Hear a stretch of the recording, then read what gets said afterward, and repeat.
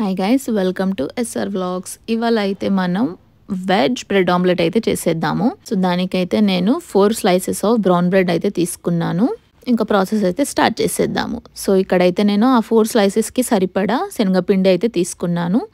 దాంట్లో మనమైతే కారం, ఉప్పు, అల్లం వెల్లుల్లి పేస్ట్ ప్లస్ కొత్తిమీర అండ్ పుదీనా అయితే వేస్తున్నాను. సో దీంట్లో అయితే కొంచెంగా వాటర్ వేసుకుంటూ కలుపుకోండి. మనకి చాలా థిక్ కన్సిస్టెన్సీ వద్దు, అలాగని చెప్పి చాలా లూజ్ కన్సిస్టెన్సీ కూడా వద్దు. అందుకే కొద్దిగా వాటర్ అయితే వేస్తూ కలుపుకోండి. సో చూస్తున్నారు కదా, మనకి ఈ టెక్స్చర్లో అయితే రావాలి.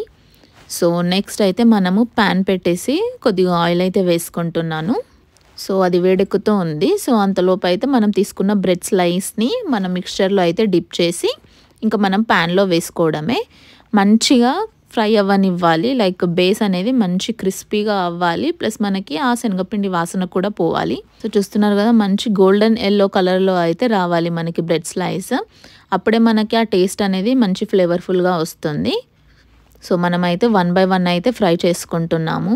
అంతే గైస్, దీన్ని అయితే ఇంకా మీరు సర్వింగ్ చేసేసుకోవచ్చు. నేనైతే ఇక్కడ కెచప్తో సర్వ్ చేసుకుంటున్నాను. Do try it and let me know in the comment box guys, and do subscribe the channel.